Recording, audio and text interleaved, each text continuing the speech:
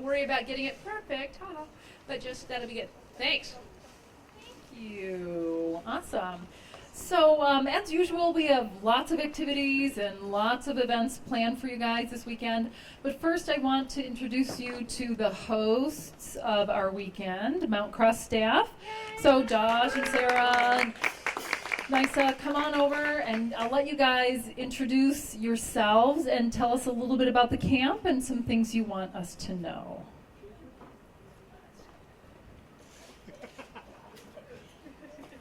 Speak freely. Hello, I'm Dalton. I will be your evening cook and assistant during the day. Come in and eat our food. I don't have anything else to say. Nicely said, Dalton. I'm Sarah.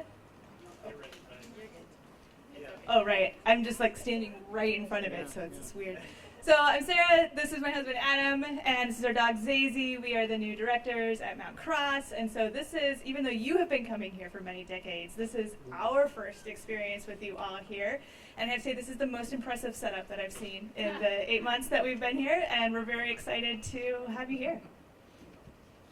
Which he said. And no, seriously, we are so happy that you are here. And I think, Tom, did you tell me it was the 60th time that you all have been here? Mom, what is it? I don't know, it's my 50 seconds, so. 50 seconds. So, And that's all that really counts is when my mom started going. so when Tom's mom started coming. And this is our 70th anniversary year. So you all have been coming basically for all of it. So thank you for being here. Thank you for your support of Mount Cross. And I want to let you know that at the end of this month, on Saturday the 29th, we are having our 70th anniversary celebration, so I hope that you will all come out. It'll be an open house from 10 to 2, and it'll be great. So welcome, and we're glad you're here. Hello everyone, I'm Joshua, and I am the rental host here at Mount Cross, and so I will be around this weekend if you need anything to let me know. They have my phone number, so you can text or call me, or they can text or call me, or I'll just be around. Yeah. I'm Suzanne. I'm the food service director. I've been with you guys for about 7 years now, and I hide in the kitchen really well. Hey there, I'm Daniel, and I do the maintenance around here. Good job, Daniel. Dan the man. Thanks. Dan the man. Hey, what's up? Hi, I'm Nisa. I'm going to be doing ropes for you and archery for you guys. I'm Zachary. I am her son. I almost said daughter. And I work in the kitchen. Nicely done. We're glad you're here. Thank you so much. So just a couple of just general announcements before we get to sing and continue to find pictures of perfection in the magazines and cut them out and paste them on the boards. That'd be awesome. So just some general announcements. If you find that there's things missing or you lock yourselves out of your room or any of those kind of camp type things, you can talk to myself or Tom and we'll hopefully get you guys straightened out. The bell, we're going to ring the bell a few minutes before each session, like five minutes before each session. So just that's a gathering notice to come down and find a place down here before each session. The camp staff will be ringing the bell for meals, and they'll be ringing the bell when it's ready. And if you were here for lunch, we're going to line up on the bottom of the stairs here and say a grace before we go to eat. And you'll see everything that you need in there, so that's all good. We'll have some schedules posted around, but for today we have our first session and then a couple of practice sessions. I'll just kind of give you a little heads up and remind you again at the end. But at 3 o'clock we have a practice session with Dave Denny. I'm very intrigued. And Dave is going to have his session up in the cafeteria. It's called Pine Cone Practice. So I know he did something with the youth group a couple months ago, which was really fun. It wasn't with pine cones. Can I tell them what it was with? It was with onions. Yep. It was actually really fun. So there you go. That was awesome. So that's up in the cafeteria. And Tyler is going to be doing a yoga session. Did you decide where? In Jensen. Okay, and we have extra yoga mats. Is it for all abilities and ages and all of that? Okay. And if you don't have a yoga mat, maybe bring a towel or something. That'll be a good substitute. Yeah, we have a couple extras too, Yeah. just in case. So that's for the first practice session, and Patrice is with our kids all weekend long. Yay. Well, okay, let me qualify that. You get them back at certain points. Okay. So during the big sessions, Patrice is going to take ages, elementary age kids. And then if you're middle school, you know what you're doing. You're with Robin and you're with Nisa doing some really cool stuff. So that's pretty awesome. I do have an unfortunate announcement for today only. There is no pool open today. What? It will be open tomorrow. Oh, we don't. Not for today. So that's a good reason not to open the pool. So we will have Polar Bear Swim though. Yeah. Sunday and Monday morning. And then also our free time, we'll have that open tomorrow. So be sure to get your swimsuit ready for that. Brenda is going to be doing another practice session at 3:45. These are little short workshops. And right here on the patio, it's LGBTQ 101, right here on the patio. So if you're interested in that, for the kids during those sessions, Patrice has some things available for both of those sessions, some crafty type things, and then we might go on a hike also for some of the elementary kids. And if anyone is interested in helping with the hike, that would be awesome. Just let me know. Okay? Anything I forgot here? Tom Hogle. So I just want to know, they have goat yoga, right? Are we doing like salamander yoga? Salamander yoga. So if you didn't bring your own salamander, Tyler has them in his pocket, and we'll get them out. They're a little dried out right now. Banana slug yoga is also really good. Hey, you know what's really cool? It's been a long time, several years since I had the pleasure of having my daughter Katie here helping lead music. So we're super excited about that. Excited to have you back here with us, and we're going to do a little singing just to prove that she still knows how to sing. Wow, no pressure there. Don't screw it up, Katie. We got your back. It's so great to be with you guys this weekend. We'll just do a little singing together. We're going to start with Sing to the King, and what should be up on the screen?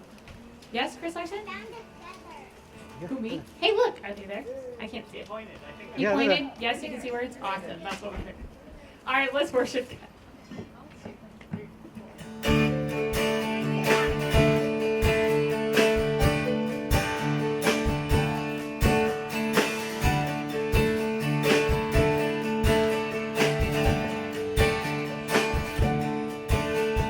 Sing to the King who is coming to reign.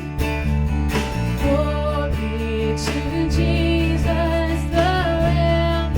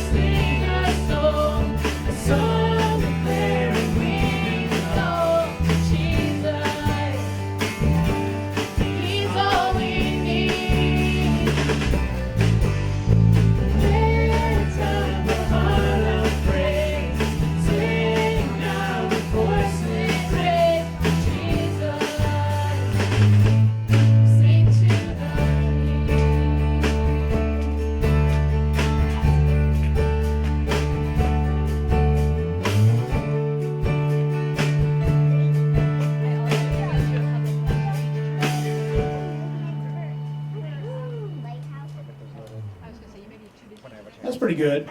Those are okay. If anybody wants to come up here and be even more okay, you're welcome to come up here and sing with us. Come and sing with me. Yeah. So there.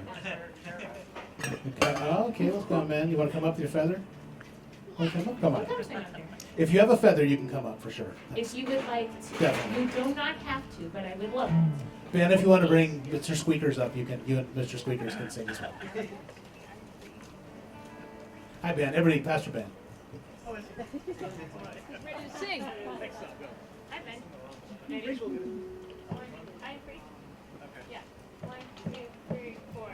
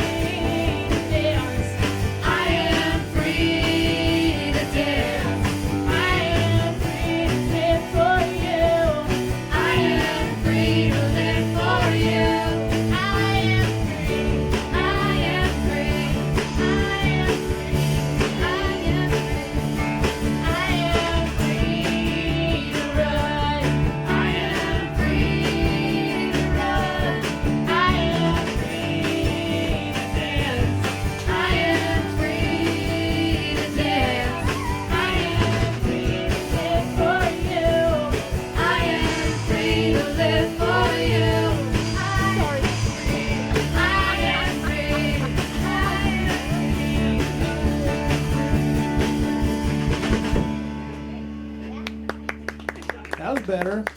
You're good now. Now this one's going to be awesome. I can tell. Right, Katie? What? Yeah, exactly. Yeah.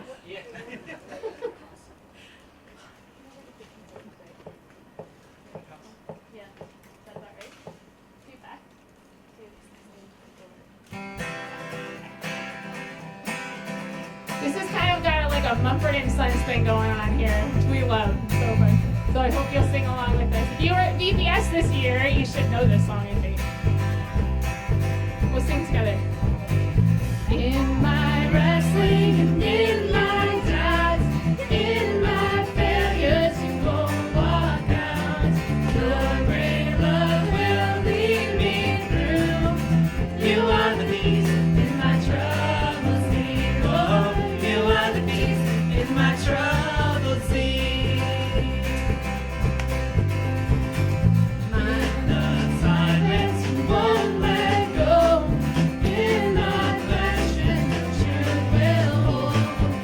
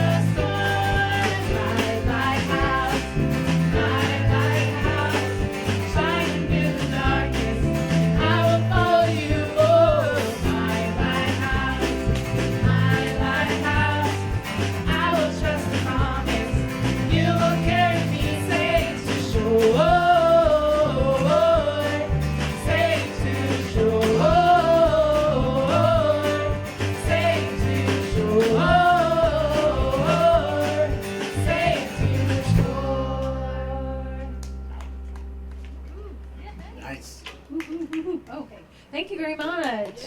Give yourselves a round of applause. That was pretty good. That is good. How are Ladies and gentlemen, those, actually, before Molly goes on, I want to. It's Chris Freckman. So each year we have a contest. Who can hit themselves in the head with wood? So today is Chris Freckman. Chris, turn around and show and tell. Chris is very nice, very nice.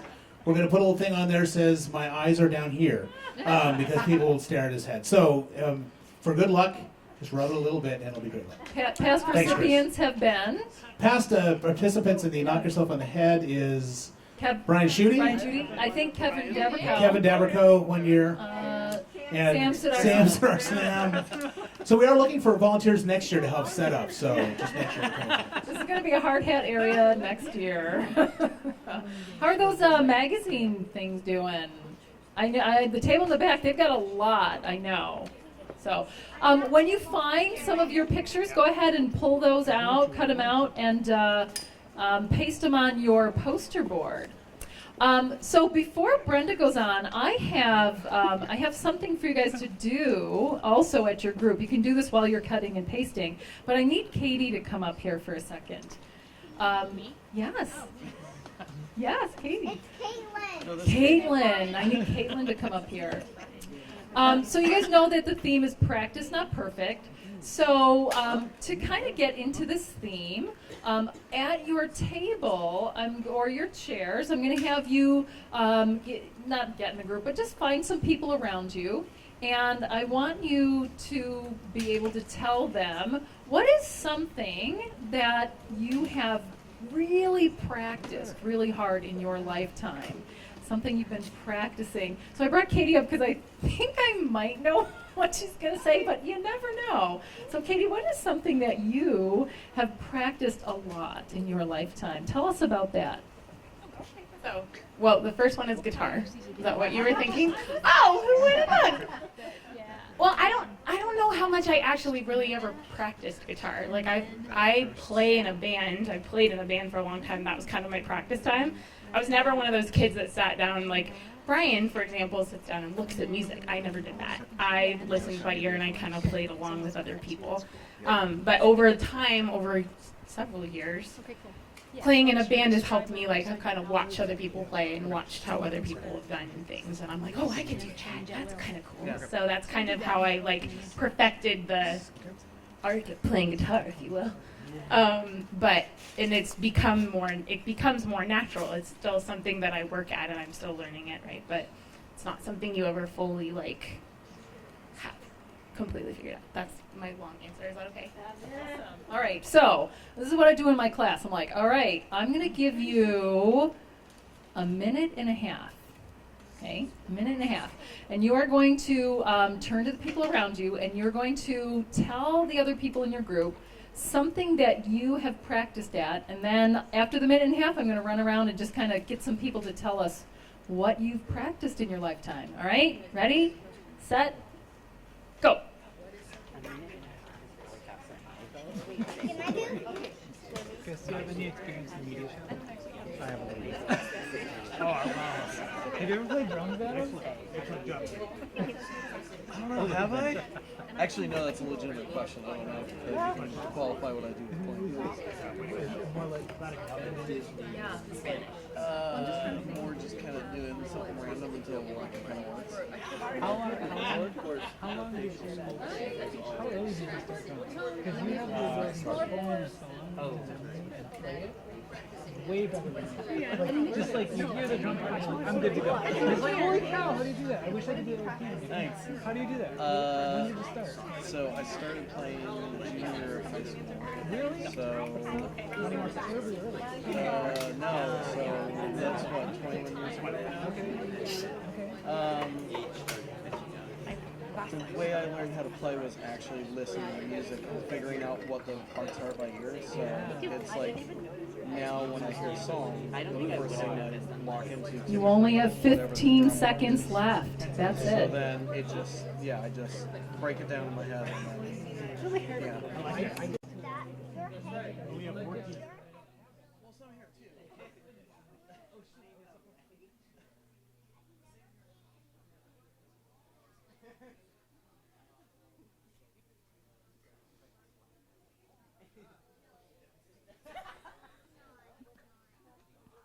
All right, I'm coming around.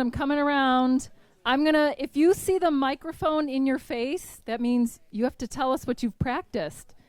All right, ready, set, go. Baseball. Baseball. Flute. Flute. Riding. Riding. All right. I practice coding. Oh, coding? As in, oh, awesome. Okay. Field hockey. Hockey. Construction. Ah, good person to know. Cross country. Cross country. Basketball. Irish hop. Celtic hop. Yeah. Square dancing. Ah, square dancing. Swimming. Swimming. Rock climbing. Music. Music. Spanish. Mario Kart. Monkey bars. Gardening. All right, now tech crew here. Bloody Marys. Photography. Computer work. Sound and video at the same time. Being a better person. Public speaking. Playing soccer. Playing soccer. Okay. Oh, wait a minute. I'm coming back. Patience. Listening for the truth. Oh, all right. Now, I only hit a few people at this table. Oh, awesome job. All right, so I'm going to hit all of you really quick. Here we go. Taking care of my fish. Soccer. Volleyball. Basketball. Drawing. Drawing. All right. Awesome. No. Okay, that's a no. Practice avoiding. All right, who did I miss? I would say drama. Karate. Karate. Practice? No. What have you practiced in your lifetime, Mary? Putting you on the spot. Patience. Patience. Okay. Awesome. Awesome. So this weekend is all about practice. So just to get you in that theme, remember each session we're going to have our elementary school kids go with Patrice. Are you ready for him? Well, we could wait 2 minutes. Okay. So if you are elementary school age, follow Kayla, who's following Patrice. Awesome. Great. Excellent. Okay. All right. Pardon me? Yes. Yes. Thank you. Okay. I think that's it. And now we're ready for Brenda. Let's hear it for Brenda. Woohoo! Hi, everybody. Well, it's good to be with you. I wanted to explain to you why we have these smiley flags here. It's not just for good times, but it is actually part of my church. And Bethel and Common Ground decided to do something special for when I was at my church. So Chris has some photos that we emailed him 5 seconds ago. This is my church on the beach. So we meet every Sunday at 8 a.m. at North Beach in San Clemente. And they've been meeting on the beach there for 25 years. So that church in the back, that's our beach church truck. It comes with a bunch of chairs and sound equipment. And everybody sits outside and has worship there. Let's see the next slide, Chris. And 2 or 3 times every service, the Metrolink or the Amtrak train goes through the back of the service. So we're on the beach, and if you've been on the Pacific Surfliner, you know that the train tracks go right next to the beach. And so church has to stop while trains come through. And they've decided that we should stop turn around and wave at the train. So it's not a bummer, it's amazing. It's the thing that psychs out every guest speaker ever. I'm the only pastor in the country that has to give instructions to pulpit supply pastors, like the guy who'll be there tomorrow. When the train comes, you can keep talking until it's in your eye line, and then you have to stop because nobody can hear you. So what they've decided to do besides the waving is they have a big smiley face that they put up every time the train goes by. And I have people in our congregation that run over and they get, visiting kids to come and pick up the smiley face and scream and yell and say, everybody get happy. And they're all very, very comfortable with that happening. So that's always a thrill to be part of the smiley face. So when Common Ground came and sang on the beach, they surprised us by pulling out smiley flags. And it was very cool. So when the train came, they pulled out their smiley flags and were a big part of the celebration. So we were super psyched about that. So these flags are from Common Ground's tour when they came to Christ Lutheran Church at San Clemente. So I was very happy to see these flags here today. It made me feel much more comfortable about all that I was going to be doing. So it is true that we are going to talk a little bit about practice and perfect. You may have read my bio, you may not have, but I, for 18 years, worked in television production. So I was a producer of sitcoms, which means, of course, the multi-camera comedies.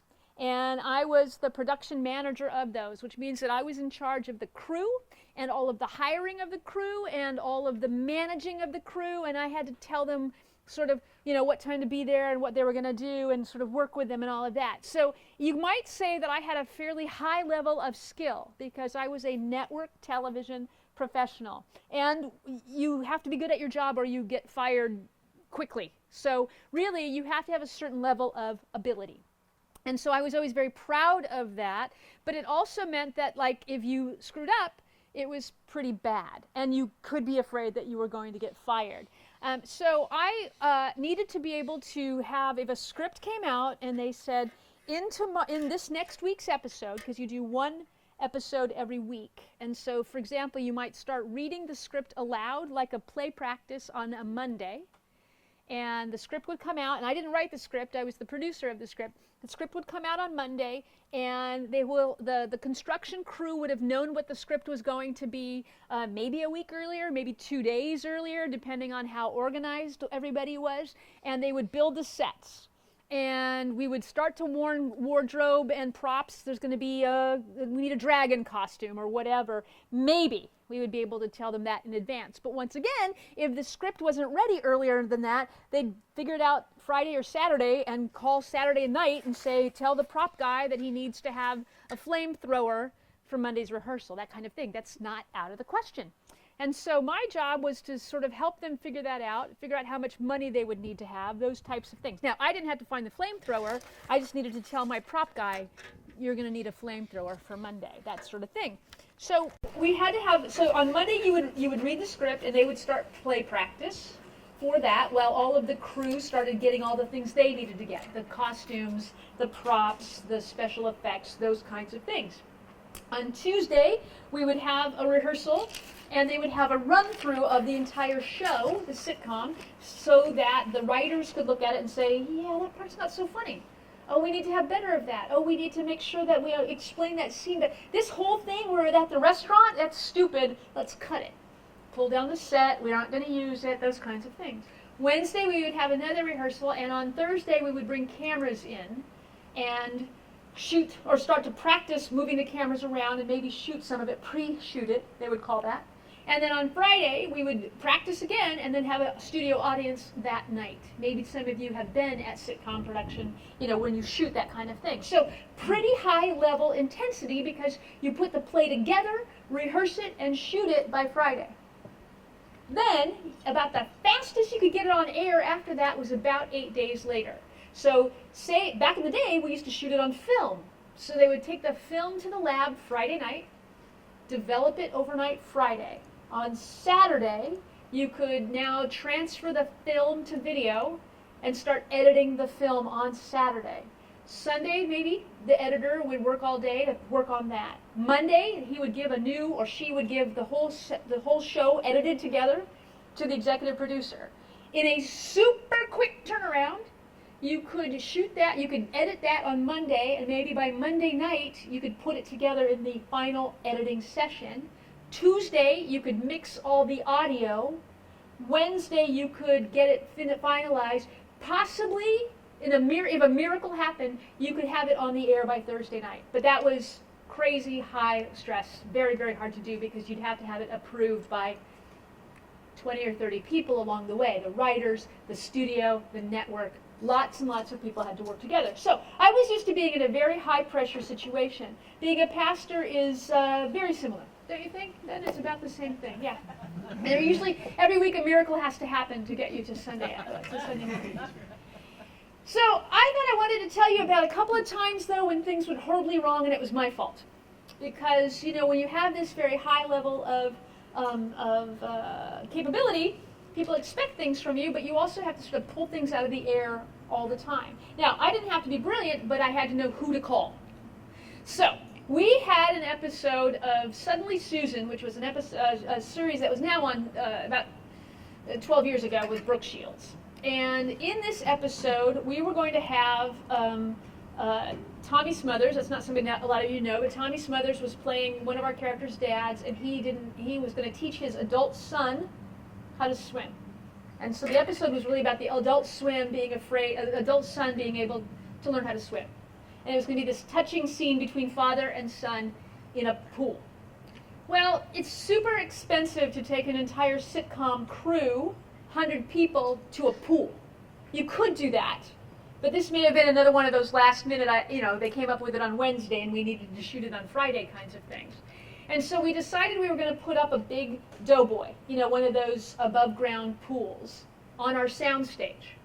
So first we had to make sure that you could put 10,000 gallons of water on our sound stage and that the floor wouldn't collapse into the basement. So I didn't have to figure that out, but other people had to figure that out. Now we have to set up the pool, and now we have to figure out how to get that much water in quickly.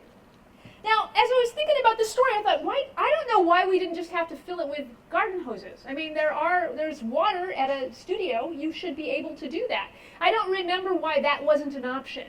Maybe because we needed 10,000 gallons in 4 hours or something. I don't know why we couldn't just open up hoses. Maybe the studio said, we can't spare that much water. You'd have to pay us in a way that we don't know. The way you paid your studio for things, you didn't exactly write a check. It was sort of credits here and there. And so maybe we decided that, I don't know why we couldn't just, as I tell this story, I think, why didn't we just turn on the hose? Anyway, so it was my job as the production manager to find 10,000 gallons worth of water quickly. And I don't remember who I talked to, but somebody said, we have a company that can bring you a tank of water. You should hire them. Okay, how does this work? The guy will show up at midnight, so they built the pool on Wednesday afternoon, Wednesday evening after rehearsal was done. Water truck was going to show up at midnight. I needed to be there to let him in. So this guy shows up with a big water truck, and I said, so where did this water come from? He says, well, you get it out of the hydrant. Okay, I didn't know that you could do that, because apparently, you can get water out of a hydrant without having to pay for it or something. I don't know. So we had to pay the guy his salary, which was plenty of money, $200 or something, and we had to pay for the water that came out of his truck, which wasn't a whole lot of money. Cheap, good. So he backs up into this, I'm on a sound stage in Hollywood at now 12:30 at night, and he backs up this truck, and he opens up the big hose, and kind of gunky water comes out. And it's kind of brown, and it's kind of gross. Now, it's not sewage, but fun fact, the water that comes out of a hydrant isn't necessarily clean. So he fills up my pool with this really gross water. And now it's 1 o'clock in the morning, and rehearsal's going to start tomorrow morning at 10. And I'm like, I got 9 hours for that to not be so bad. And I thought, I don't know what to do. So I leave literally thinking, well, probably the gunk will settle to the bottom. And then we'll just vacuum it out, right? Right? That'll work.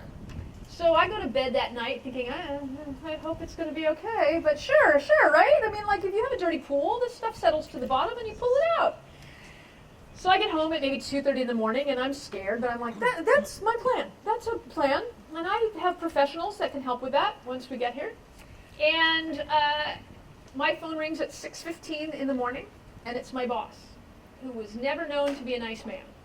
And he is losing his mind over the phone. Now, this is something he does frequently. Sometimes it's because, you know, we wanted 6 blue chairs and you have green ones. And sometimes it's you left, you know, the stage is on fire.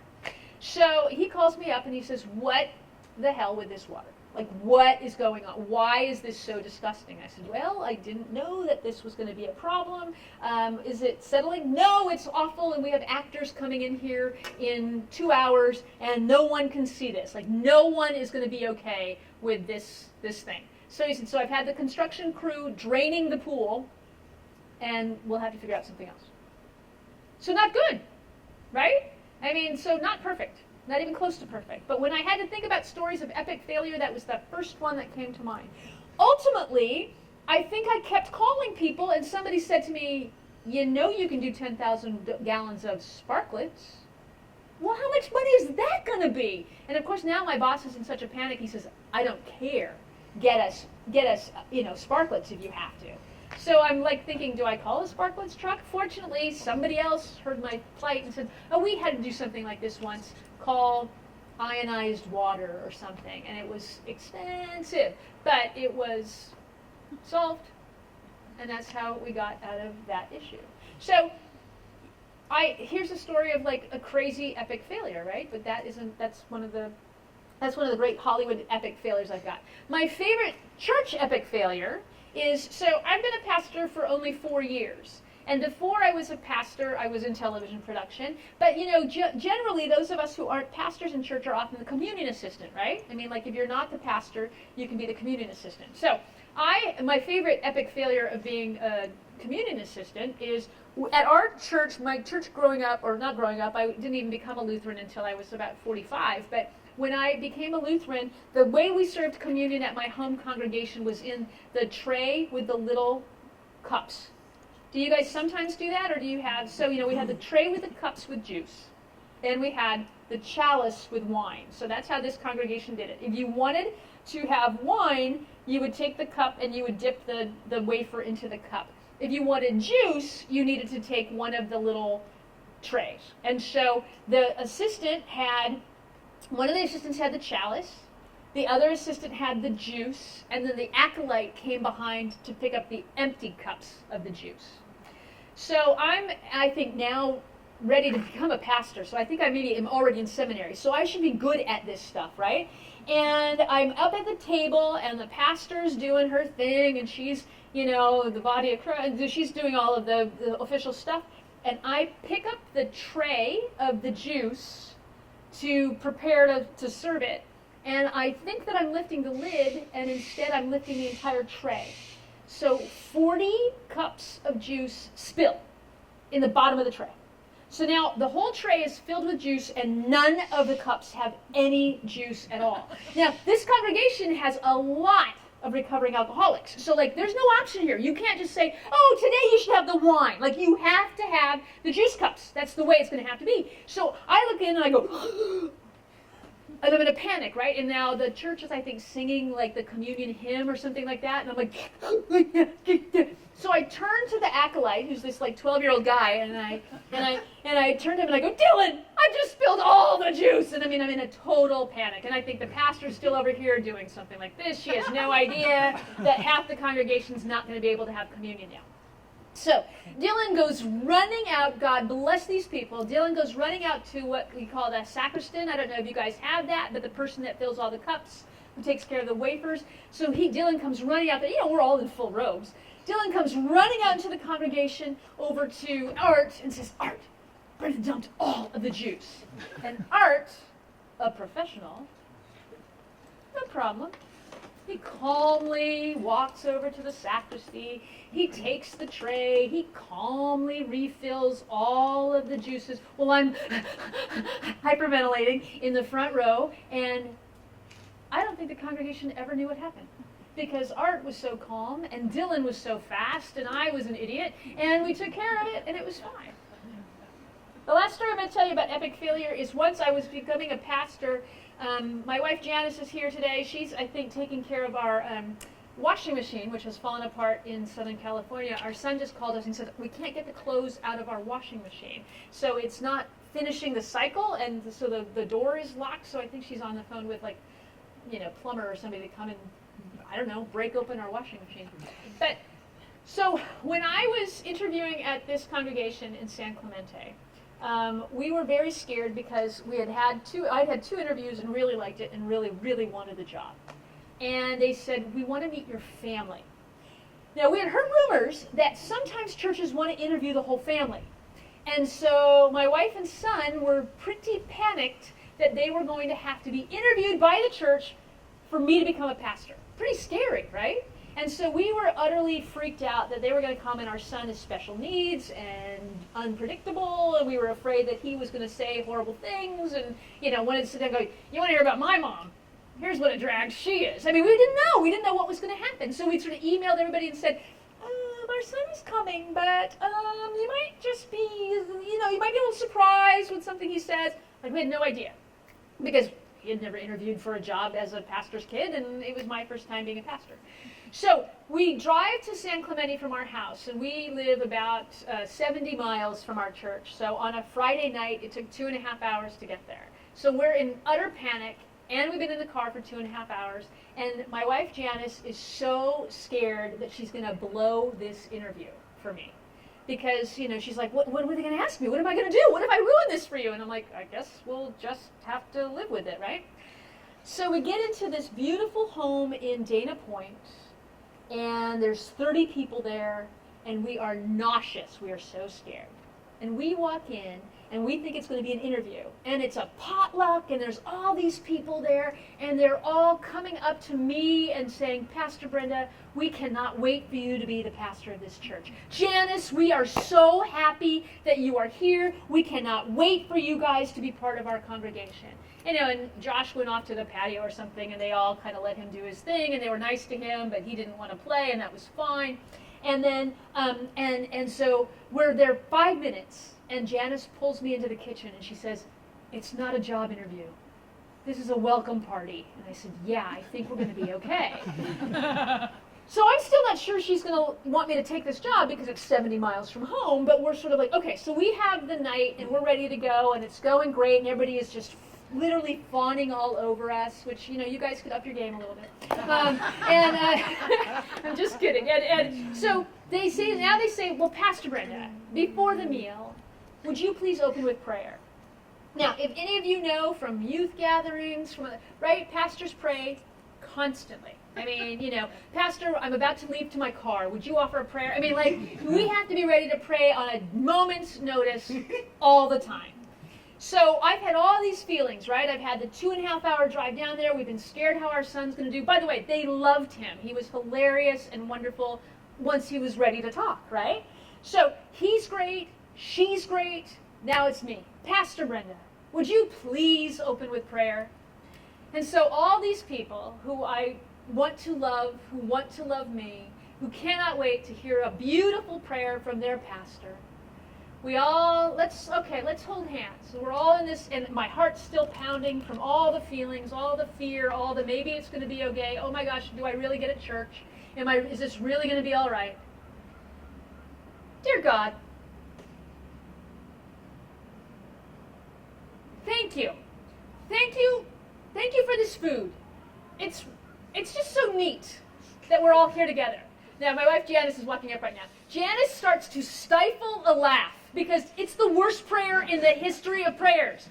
Dear God, this is so neat that we can all be together here, and this food is just neat. I mean, when was the last time I used the word neat? I was probably 11, and it's the only thing I can come up with. And she is actually, I can hear her start to laugh, and I'm like, well, I guess I'm going to be looking for another church. So, I quickly get out of the prayer, and we all have dinner, and, the good news is, whenever I mention that to my church and say, oh my gosh, that first prayer was so horrifying, they always just kind of go, oh, we didn't notice. I'm sure they did, but they were all too nice to ever say, like, oh, we didn't notice. So, but I tell you those stories, especially about communion and especially about prayer, Because whenever I tell those stories at my church, people calm down, right? They stop worrying that they're not going to get it right. They stop worrying that, oh, what if I get it, what if I screw up something on Sunday morning? They don't worry about it anymore because it happened to me. And I'm able to laugh about it and say, don't ever worry about when you serve communion. So a couple of weeks ago, a woman is joining my congregation, very shy, very freaked out. And she came up to me and said, I'd be willing to help in worship. I said, I want you to hold the communion cup and let me tell you a story. And so I told her about dumping all the juice. And I'm like, yeah, see, you're going to do better than that, right? Like, you don't have to worry about it. But that's part of what we have to know about this idea that things have to be perfect. And you've seen pictures of my church, and I can probably show you more. But, you're going to stumble down the way to communion because you're in sand. You're going to drop stuff, and it's okay. This is going to fly over because we're on the... I can't talk for too long without a train going by. So once you realize that you're in a setting that doesn't have to be perfect, you can calm down. And that's, I think, something that we are going to sort of remember and celebrate today, because to be a Christian is not to be perfect, it's to be forgiven.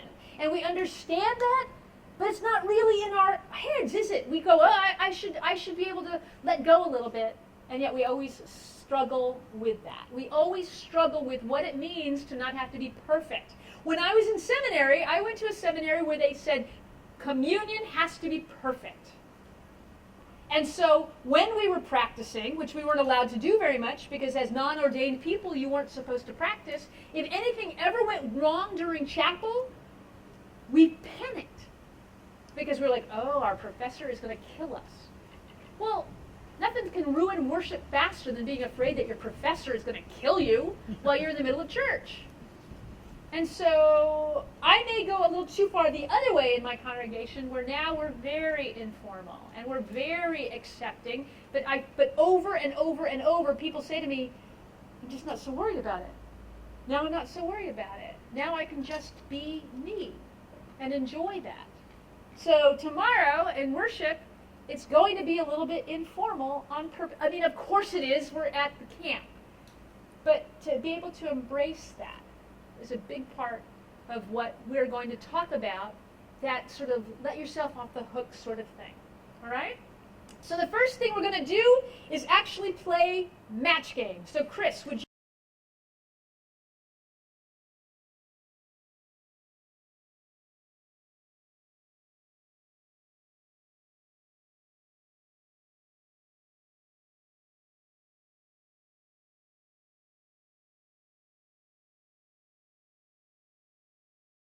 '74, he was on in the 70s, and we need the 5x7 cards, Molly, and markers. So I need 2 teams of 4 people, okay? This is a super easy game, but I'm wondering if we can have 8 people come forward to play match game. Can we live with that? Obviously, you don't have to worry too much. Who wants to play? Please do. We'll need 2 teams of 4, and is Stephanie around to do my scorekeeping, or is she gone? Stephanie's gone. You ready? Come on, you guys. You can do this. Katie will pick score for you. Brenda. Yeah, so Stephanie had the score thing, and maybe back there now. Squeakers wants to be in the score end. I'll jump in. You can do it, then. It's Good going to job, be man. amazing. Hey, Mom, what are you doing? Great. All good. But before we begin, we're going to ask Pastor Ben to pray. See? Right? That's neat. Right? Seriously. So embarrassing. Gene Rayburn. That's exactly right. With the long, super long, skinny microphone. Yep. Just like Bob Barker. Okay, so we got 4 there. We need 1 more. Anybody else want to play? All right, thanks for coming up, Mom. Come on up there. There you go. Excellent. Yeah, there you go. Come on up. Give me a look. Okay, Come on, so do we're it. gonna give everybody a couple cards. Mom, show us how your knee works. You got a new knee. It works really well. If he doesn't press you're in. You're close. Okay, well, if we have to do it with 3, we'll do it with 3. We can do it. Everybody gets a pen. All right, ladies and gentlemen, Anna Hogan. Everybody gets a pen. It's gonna be okay. All right. Okay, we can lose this. We can lose the theme song. All right, this is the way scoring is gonna go, Katie. We will pick one person from each team to be the matcher. We'll do 4 different questions, and then everybody else is going to try to answer the same way they think that person's going to answer. Okay? All right. So let me give you the instructions again. I'm going to have different questions, and each time there's going to be a matcher, the person that's going to say the thing, and the other 3 are going to come up with the answer that they think will match the person. And then the score will be this team got 0, this team got 4, or 3, or whatever. Okay? Okay. So, first time, Tyler and Ann, ready? There's no speed on this, so don't worry. All right, so all y'all are going to try to answer the way they think that your captain is going to answer, okay? So, you guys don't have to write it down. You can just talk if you want. Yeah, keep it in your heads. So, here's the first one. Michael said, "Did you see that? He just did a perfect blank." So fill in the blank. Did you see that? He just did a perfect blank. Don't worry, everybody will have a turn. So this is your only one. All right, so the 3 team members, write what you think your captain might say. Did you see that? He just did a perfect blank. An idea of what perfect might be.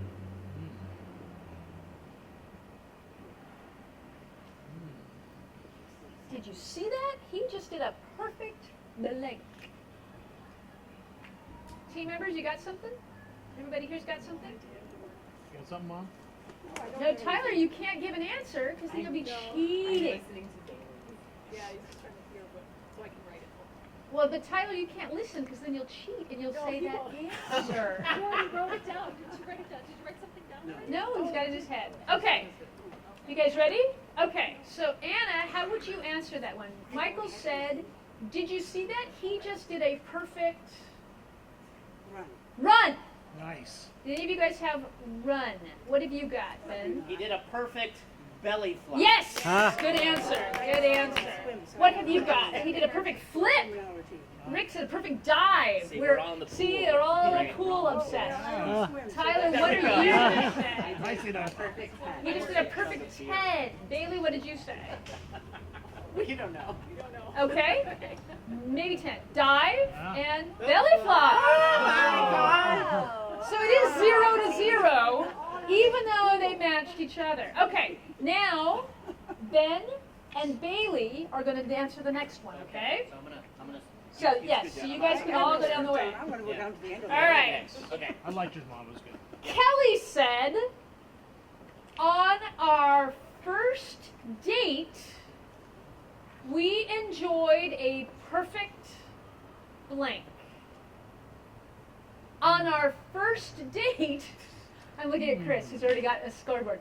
We enjoyed a perfect blank. On a date, what might be a perfect something?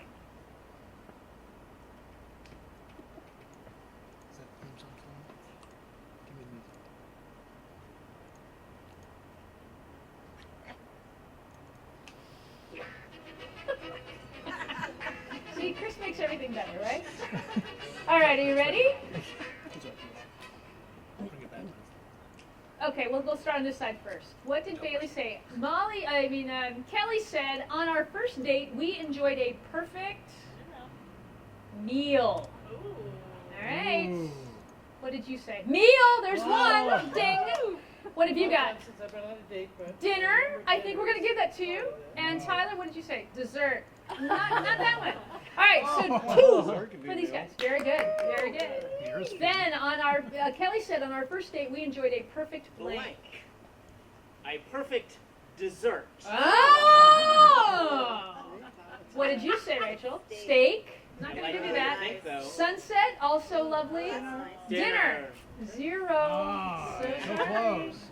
But isn't that interesting that they're matching among them? All right, next up. Good job, guys. Pastor Ben said, Yeah. There we go. I'll answer this. they say practice makes perfect. but I think blank makes perfect. What would Pastor Ben said? What makes perfect? Thank you. They say practice makes perfect, but I think blank makes perfect.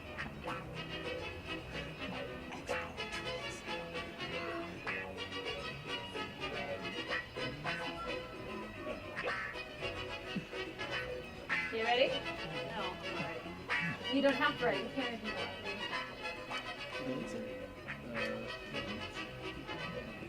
Look at those fabulous prizes. Actually, they used to win like $20. It was awesome. Like they get, yeah, like oh, you won $50 and. And Betty White was a regular on that show. Yes, she was. Richard Dawson. Yeah, Richard Dawson. Yes. All right, you guys ready? Yep. Charles Nelson Riley. Pastor Ben said, "They say practice makes perfect, but I think blank makes perfect." Rachel, what would you say? Praying. Praying makes perfect. What did you say? Love. Very good. Anna, what did you say? Service makes perfect. What did you say, Pastor Ben? She said faith. Faith makes perfect. Still 0. How about over here? Well, you can steal one of their answers now if you want. Imperfection makes perfect. Going for a whole Lutheran thing. Dave? Faith. Very good. Tyler? Prayer. Very nice. Bailey, what did you say? Trying makes perfect. All right, 0-0. What's our score now? Are we still at 2-0? Yep. 2-0. All right, here's our last one. Wait, not our last one. Yeah, our last one. Okay. All right. Let's do this one. Frankenstein said, "I try and I try and I try, but I still can't blank." Frankenstein says, "I try and I try and I try, but I still can't blank."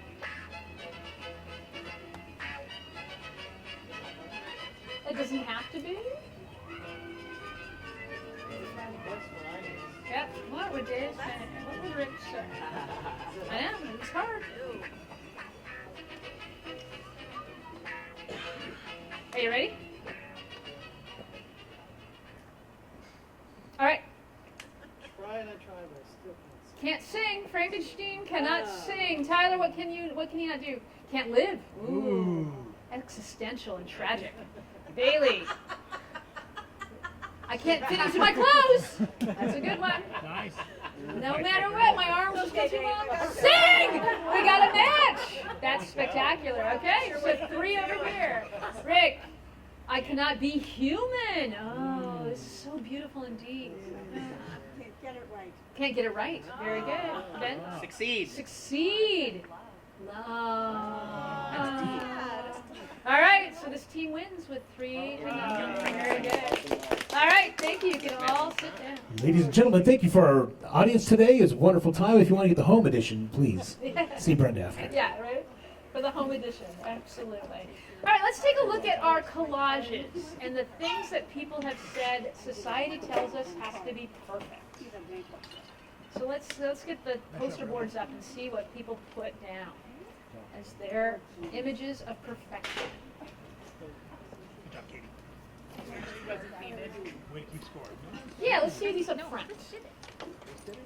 Oh, we put it Now this is interesting. I want to understand how the bonobo is a part of perfect or whatever. This is a monkey. Okay.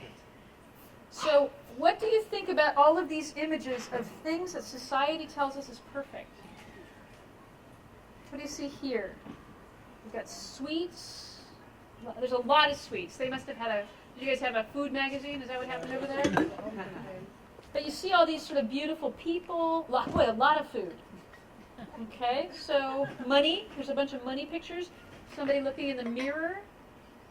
Right? Our ideas of what society tells us is perfect.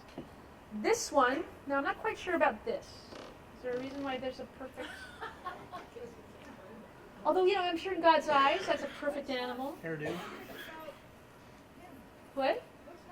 What's not perfect? That's a perfect specimen right there, right? There's like a motocross bicyclist doing an amazing jump or falling to his death. It's not clear. This is a whole bunch of people praying.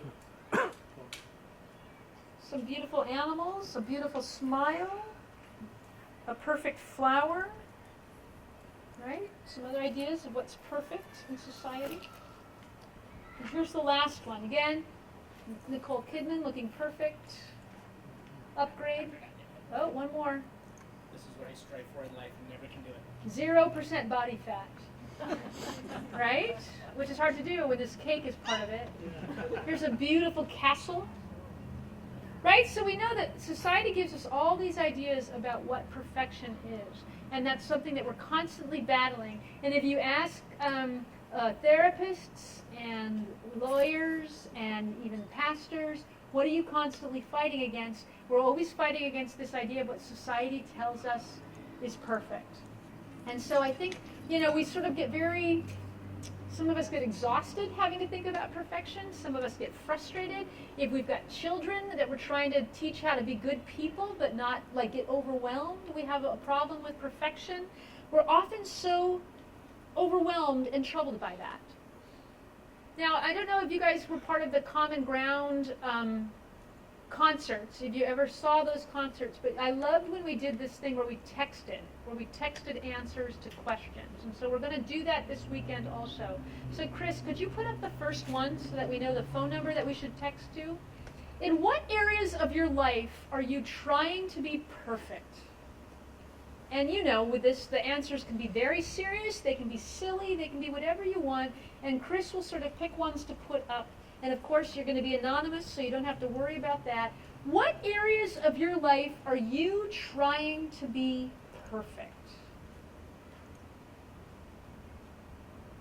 And you know, this phone number is going to be the phone number we use throughout the weekend. So once you've got it in your phone, you know that you can text to that all the time. And if you haven't done this before, he just puts up answers. He doesn't put the phone number.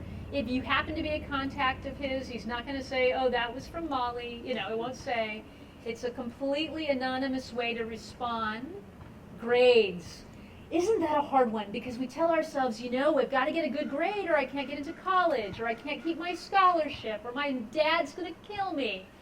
Grades is something that we've been taught as a very young person to be perfect about. The most prestigious job, same thing. If I just do well at work, I can get promoted, I can make more money, I'm not so humiliated, all of those kinds of things. Yeah, we're always trying to be perfect at work, and I don't even know what perfect at work would look like. But man, when we make a mistake at work, some of us are just devastated by that. The person that becomes a perfect parent should write a book and retire on it, because wouldn't we love to be perfect parents? And it's just, I don't even know, again, what would that look like? A perfect parent. Oh, my kid behaves? Not possible. Oh, I never lose my temper? Apparently not possible either. But what would perfect parenting like? And what about a perfect friend? That's a good one to try, isn't it? We're talking about love, we're talking about understanding, but what areas? Self-discipline, reducing the clutter.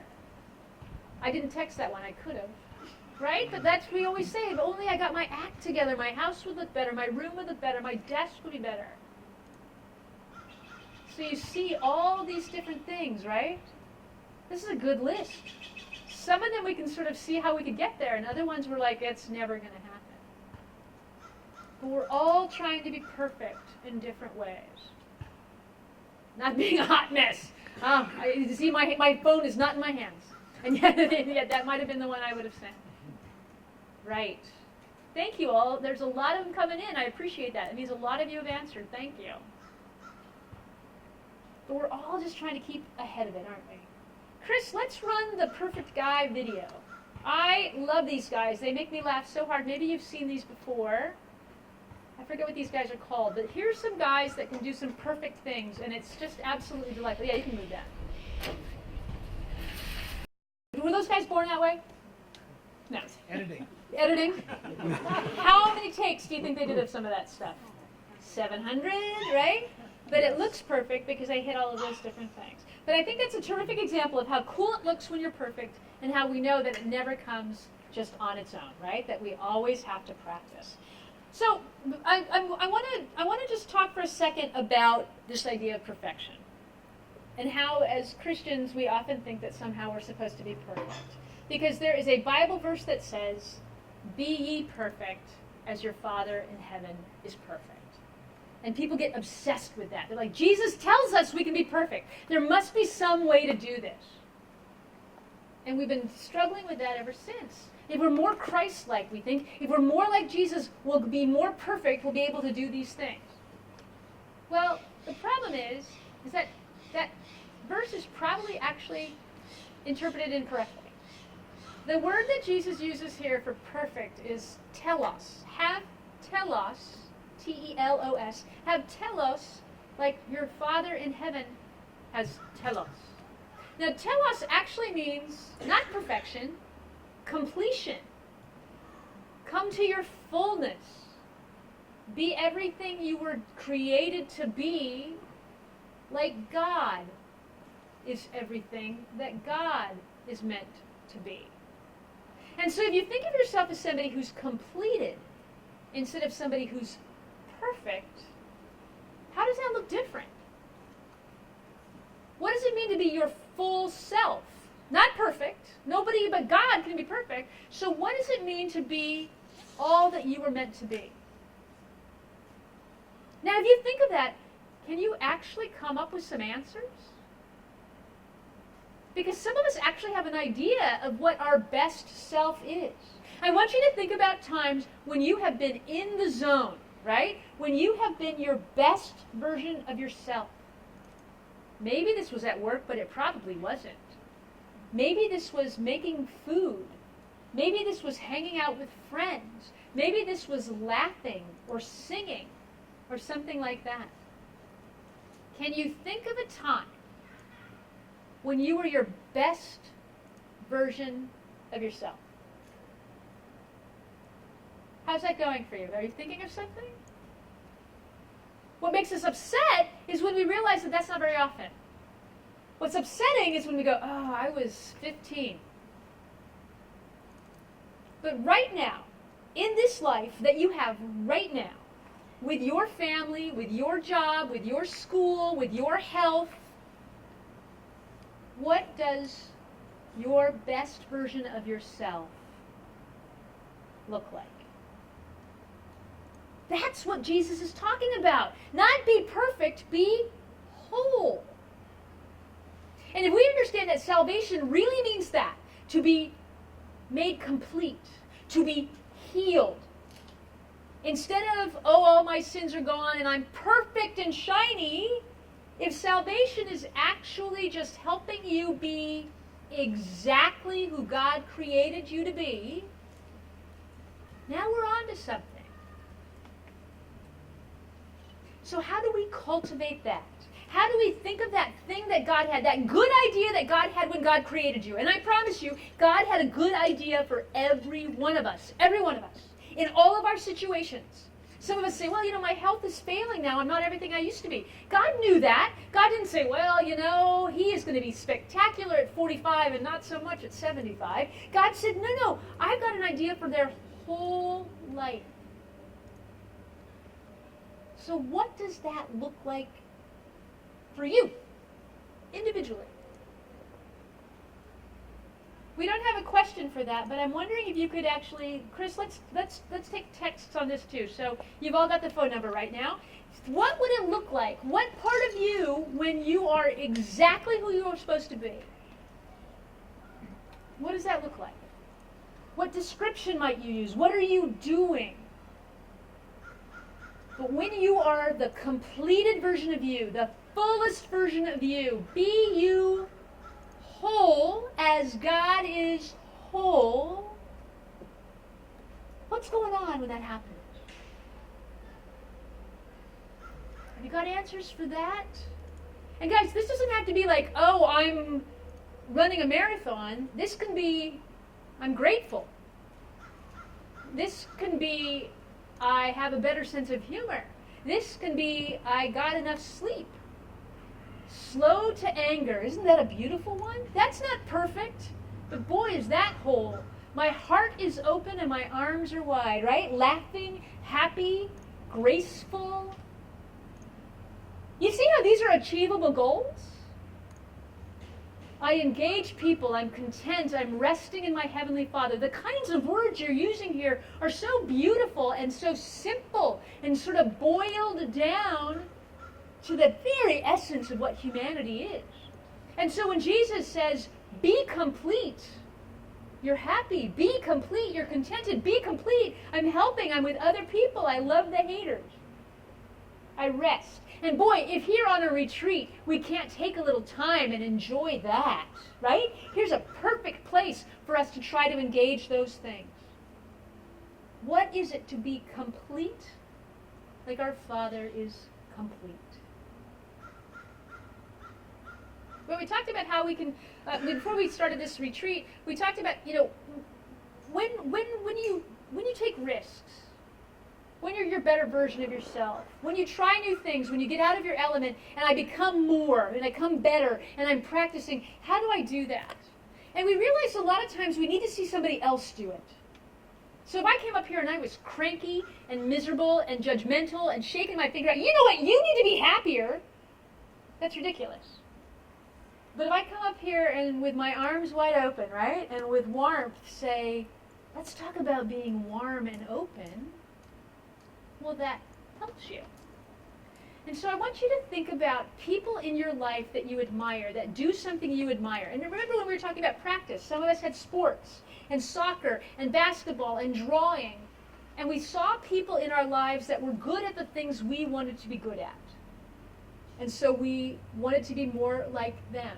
I want you to think about people who've helped you by example and what they did. Let me give you one from Hollywood that I remember all the time, and this is such a small one, but this changed my life.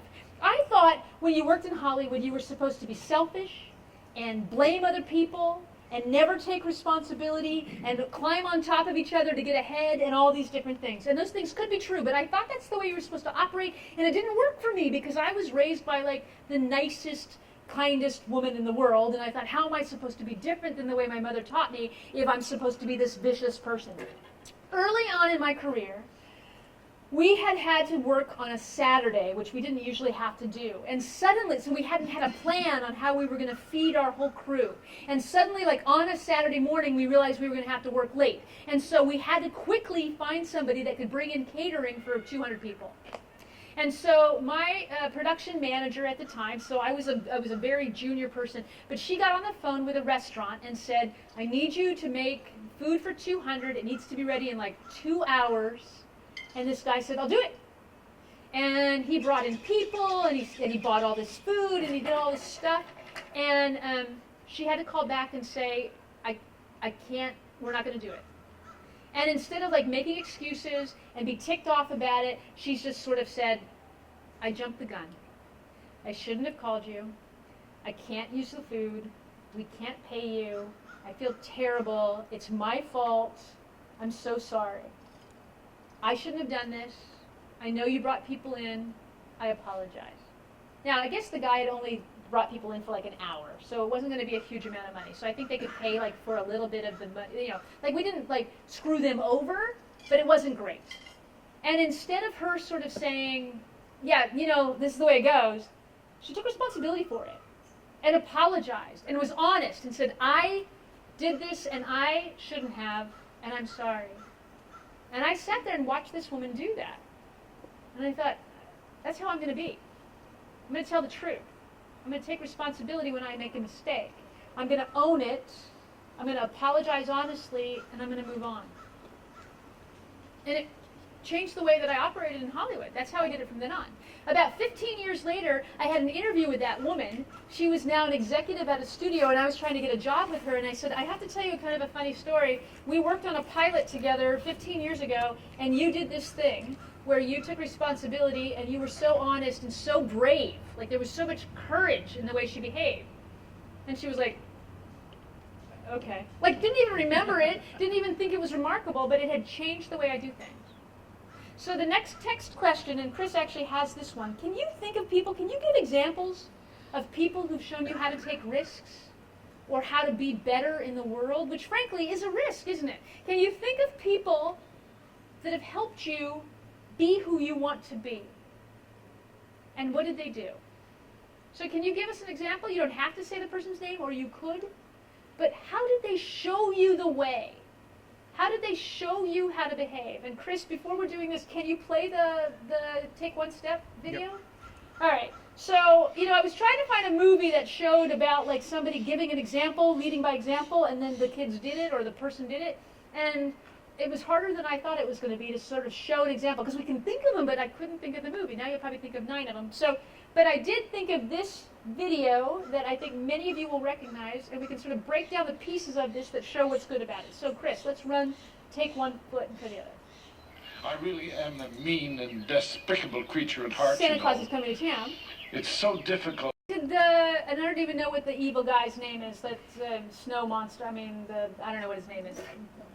Bad guy. Is Snow Miser? Maybe? I don't know. I don't remember. Okay, so Snow Miser wants to change his way. And Kris Kringle says, here's how you do it. So what did Kris Kringle do to help Snow Miser become a better person? Break it down. I mean, like in the little things. What did Kris Kringle do? He showed him how to walk, right? I mean, he gave an example. Just put one foot in front of the other.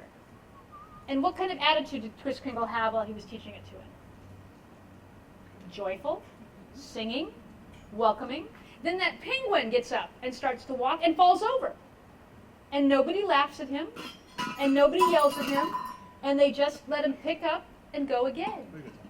And then there's a group of people with him, right? So they're not alone anymore. They have a group with them as they start to walk. And there continues to be joy and celebration as they continue. Now Snow Miser decides that maybe it's safe, because I've seen somebody else try it and fail, and nobody made fun. And I've seen the whole company stay with us while we work this out. And now I'm going to do it, and they're with me together, and all of us leave together now doing a new thing. So this is the kind of practice that you can get into if you want to do something that you're not able to do.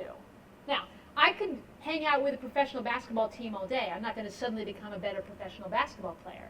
But if there are people in your life that you admire, you can see what they do and emulate that. So Chris, let's see what kind of answers people gave on this one. Give examples of people who've shown you how to take risks and what they might have done. Have you got any of those? He does.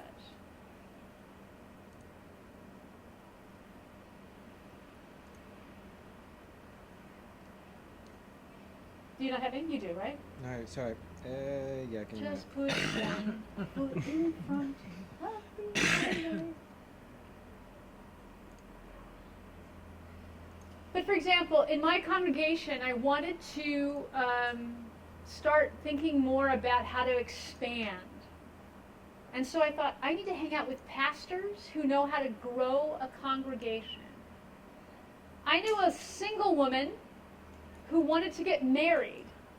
And so she started hanging out with married people who had marriages she admired so that she could learn how married people do it.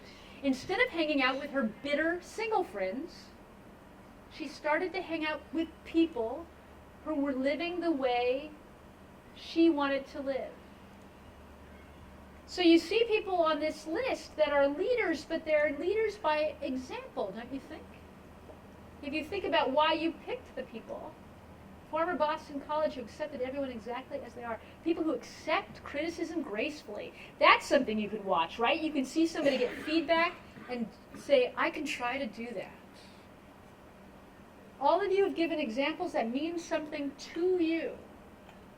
What was it about those people that you admired and you said, I want that to rub off on me. I want to be a part of that. But sometimes we have to take risks, right? Sometimes we got to try something new. So the last thing we're going to do today is we're going to play one more game, and this is one in which you actually get points for taking risk. Molly sent me a story or an email or something about people who the idea of the game is to actually buzz in before you know the answer. right? Which is hard for us because we think, well, I don't want to be an idiot and like get it wrong and make be embarrassing. But this is a my boss's attitude of how we can fix this instead of what you do wrong. I was talking about this at lunch. I had a boss in Hollywood that we would be in the middle of a crisis. Something horrible had happened and we had to act right now. We had 100 people on a television crew waiting while we had to go get a part that we had left in the truck. Or waiting until I once had a one truck send out for a whole big shoot out on location. I thought I would save money and I only had one short, small truck that had to make 3 trips to get everything to the site. And they were not happy with me because they're like, why didn't you hire 3 trucks? Well, I thought I was supposed to save money. No, you make that mistake once, I'll show. But so instead of like, so you can, but my boss wouldn't just say, quick, let's fix this. Let's get more people here to help us unload the truck. Let's just get it done. They'd say, whose fault is this? Why did that happen? Who did that? So now I have to explain that I made a mistake and take the wrath as opposed to us moving forward to fix it.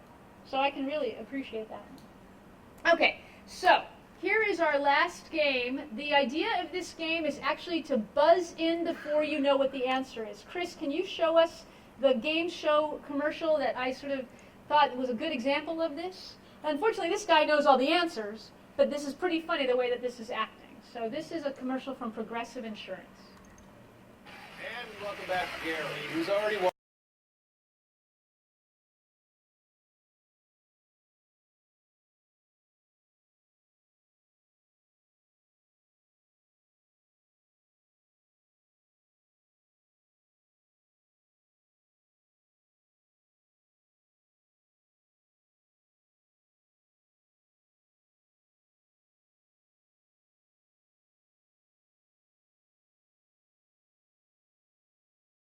We're going to play a game like that. I have questions and I need people to buzz in the answers. So I will take as many of you as wish to play this.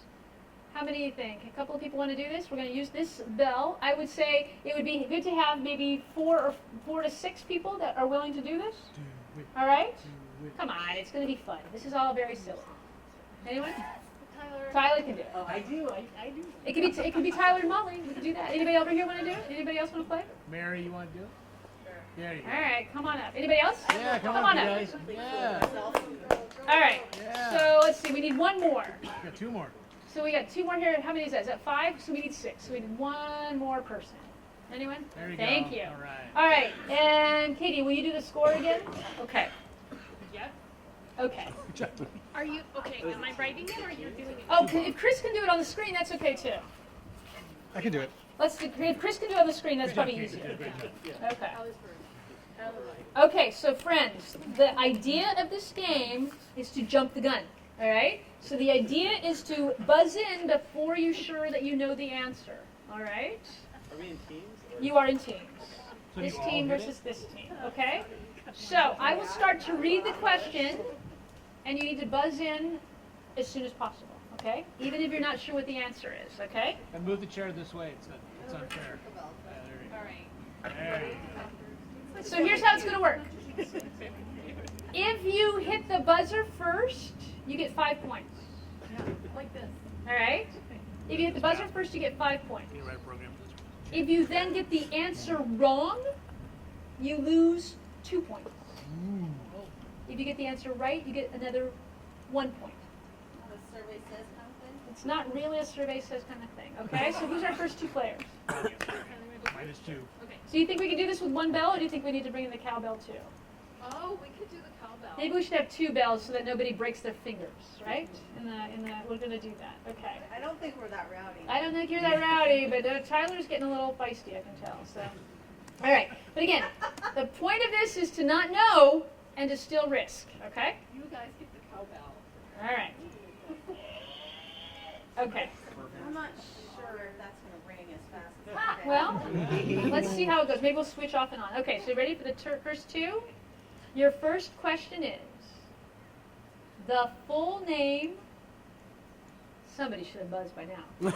You don't have to know the answer. You get 5 points for just ringing first. The full name of this church is... Wow. I mean, I should almost take 5 points away for that. Bethel Lutheran Church. That's right. Okay, so so this team has a total of 7 points. Okay, next two people up. 6. Ready? Six. Yeah. 5 for buzzing early, plus 2 more for getting it right. Oh no, 1 more for getting it right. You're right. 6. Okay. So Minus 6 2. points. The meal, exactly right. 5 points. Yeah, way to go. The meal eaten near noontime is called lunch. Very good. 6 points. Nicely done. Nice. All right, ready? The most, thank you. Okay. The most popular topping on pizza is pepperoni. Very good. All right, 6 more points. See? She said it was right. I don't know. Yeah, I think that's right. That was the one I was going for. Okay. Cheese is a Ready? given. That's all. The very good. The proper title to use, you got it. The proper title to use when speaking to a policeman is? Sir. No. No, I'm not going to give you the answer. Officer. Officer. Oh, so he's got to lose. He's never been arrested. Yeah, literally. All right, so we're going to actually take 2 points away. But good risk. Very good risk. All right. Dude, I thought I heard the move first. The four.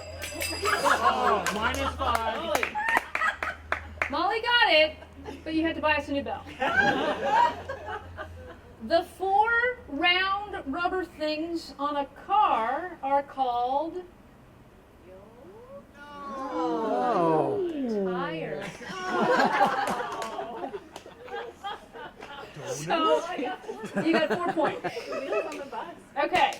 Next group. Next 2. Yeah, I'm Ready? All right. The last.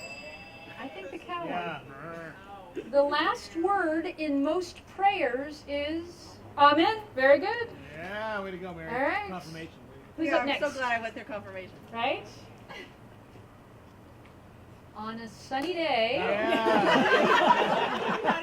Jack, you'll be happy with this. On a sunny day, the color of the sky is blue. Very Yeah, good. way to go. All right. All right, one more.